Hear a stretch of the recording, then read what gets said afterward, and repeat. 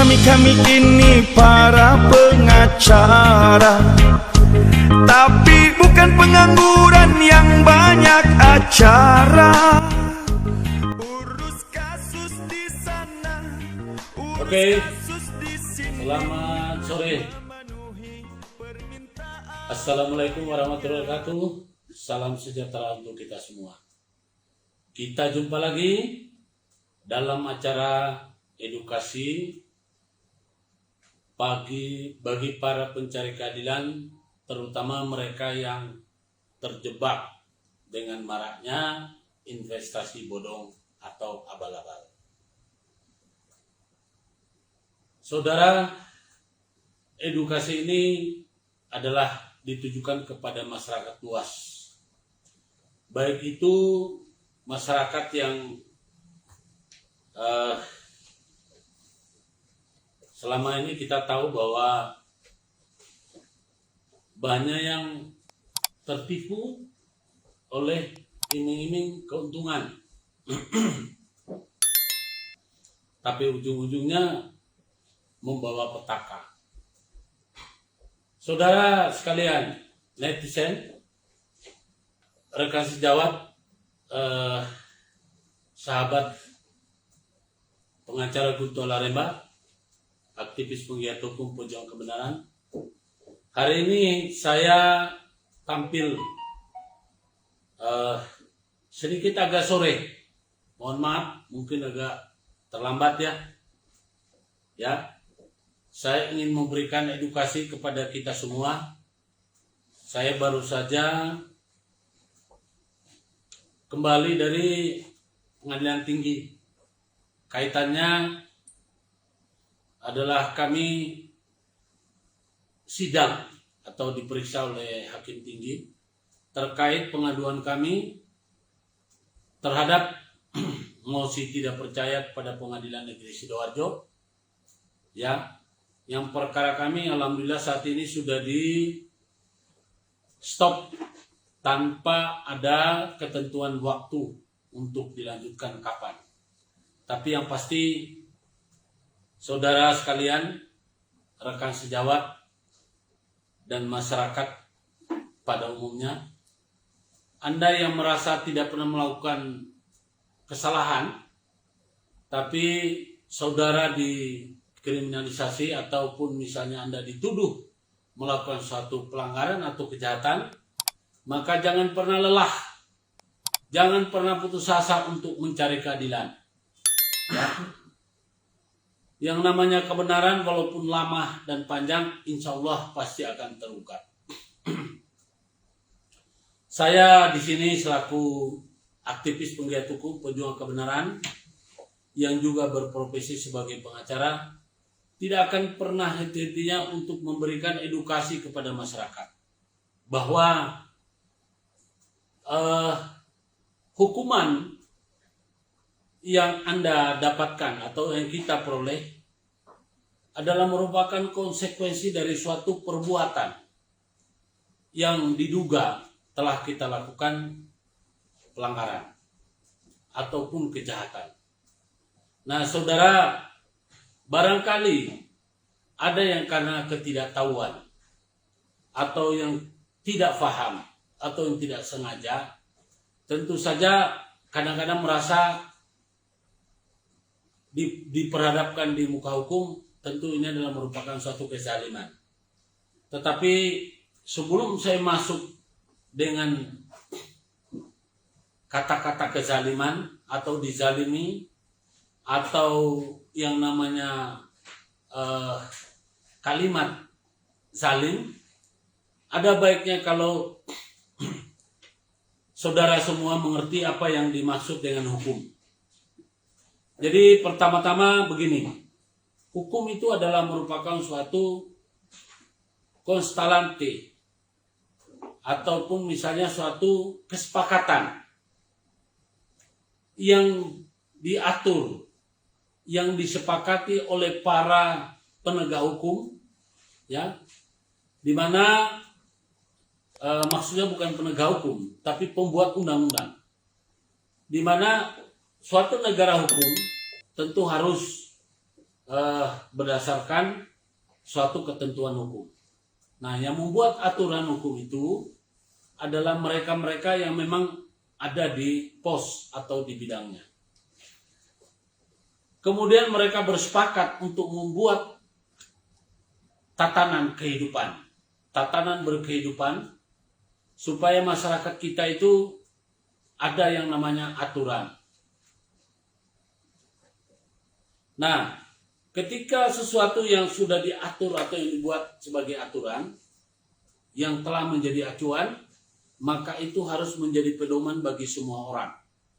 Maksudnya, semua masyarakat Indonesia.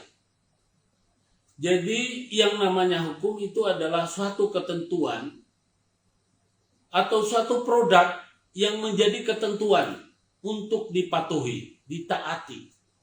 Dan apabila suatu ketentuan itu dilanggar, maka dianggap adalah merupakan suatu pelanggaran. Kemudian sesuatu yang memang merupakan suatu kejahatan, ya, perbuatan yang memiliki motif, ya, motif itu ada motivasi, kemudian ada modus tentang tata cara, maka itu dibilang adalah kejahatan. Lalu ada lagi orang karena keberadaannya, meskipun dia tidak berbuat, tapi karena dia berada di situasi di mana terjadi suatu peristiwa hukum, maka mau tidak mau, semula dia akan jadi saksi, nanti setelah itu akan menjadi bagian daripada peristiwa hukum itu sendiri. Makanya ada istilah pasal 55, 56, turut serta. Di sini saya akan bicara secara luas, ya, terkait dengan hukum. Hukum kita itu dikenal dengan ada namanya KUH pidana, ya, ada namanya KUH perdata. KUH pidana itu adalah Kitab Undang-Undang Hukum Pidana. Kemudian KUH perdata adalah Kitab Undang-Undang Hukum Perdata. Nah, yang disebut pidana adalah merupakan suatu hukuman badan atau mungkin hukuman mati atau hukuman denda. Nah, hukum pidana itu bisa jadi bersumber dari kejahatan, bisa jadi bersumber dari pelanggaran, bisa jadi bersumber dari kelalaian atau kulfa. Nah, saudara sekalian, ini videonya kurang bagus ini. Koneksinya. Oh, koneksi. Itu. Oh. Tapi tetap anunya dia tetap jalan. Tapi koneksi dia nangkapnya itu yang jalan. Oh. Tapi kualitas videonya masih bagus.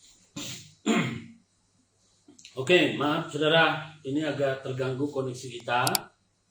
Sehingga saya pertanyakan kepada operator, kenapa ini kok videonya kurang bagus? Mohon maaf. Kalau sudah bicara koneksi, yang punya adalah Telkomsel, ya, bukan kami. Karena kami menggunakan WiFi maupun data dari Telkomsel. Ini bukan promosi, tapi memang iya. Ya, saya lanjut, saudara sekalian. Jadi hukum yang ada di Indonesia itu dibuat oleh, ya, legislatif dan eksekutif. Legislatif itu adalah DPR. Jadi makanya kalau saudara-saudara memilih dewan, jangan asal main coblos karena dikasih uang lantas dicoblos. Tapi ingat bahwa apa yang Anda pilih itu ketika dia duduk di singgasana, syukur-syukur dia melakukan suatu kegiatan yang menguntungkan saudara. Tapi kalau dia hanya datang tidur saja, tinggal tanda tangan, maka itu adalah malapetaka bagi masyarakat. Untuk itu mulai dari sekarang masyarakat perlu belajar. Belajar, gak usah dulu belajar masalah hukum. Ya, belajar saja tentang kebiasaan-kebiasaan.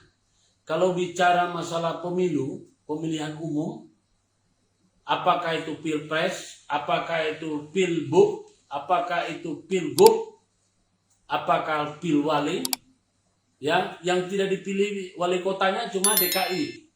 Itu langsung ditunjuk oleh gubernur. Tapi di seluruh Indonesia nih wali kota, bupati dipilih, ya. Kemudian anggota DPR, baik itu DPR RI maupun DPRD. DPR RI itu adalah DPR yang dulu di pusat, ya. Sedangkan DPRD adalah DPR yang dulu di provinsi. Kemudian DPRD kabupaten dan kota adalah DPR yang dulu di Dewan Perwakilan Rakyat tingkat kabupaten maupun kota. Nah, saudara sekalian perlu mengetahui konsekuensi dari suatu pilihan saudara, baik itu tentang DPRD, DPR, DPR RI, maupun bupati, wali kota, dan presiden, gubernur dan presiden, itu tentu akan berimplikasi selama 5 tahun. Nah, itu adalah merupakan satu hukum ketatanegaraan. Tetapi yang saya akan berikan di sini masukan adalah tentang hukum pidana dan perdata. Nah, di negara kita ini sebagai negara hukum, ya, negara republik berdasarkan kedaulatan yang berdasarkan ketuhanan Yang Maha Esa, dan kita ini negara hukum, ya.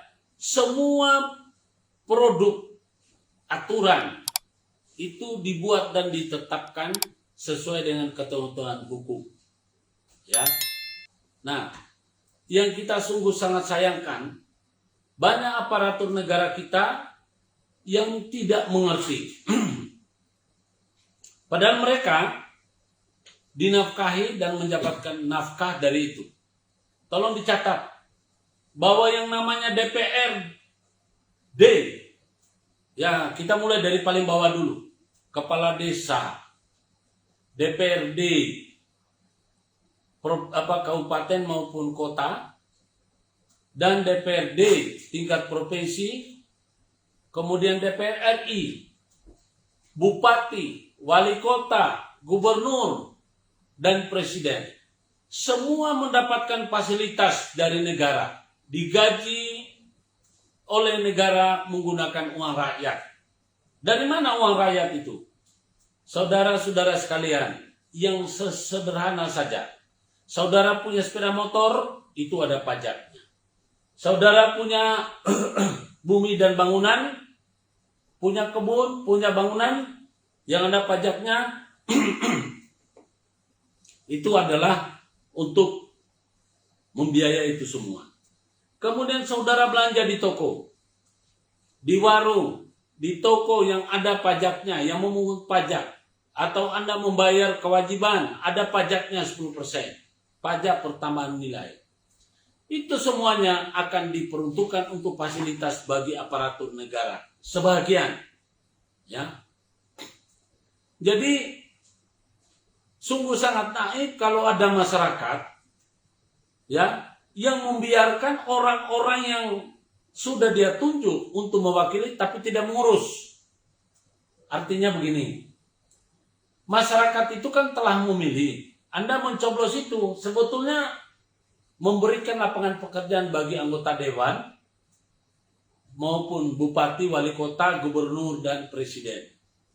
Jadi kalau saudara tidak diurus, lalu Anda diam saja, ini adalah merupakan satu kebodohan.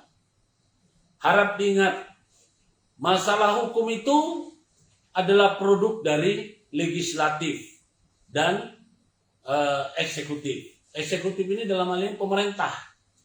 Jadi mereka merancang dan membuat undang-undang yang akan dilaksanakan, yang akan diberlakukan bagi seluruh rakyat Indonesia. Nah, coba Anda bayangkan, kalau orang yang Anda pilih ternyata tidak membuat hukum, tidak membuat aturan dan ketentuan yang menguntungkan saudara, atau yang bisa memberi manfaat bagi masyarakat, bagaimana jadinya?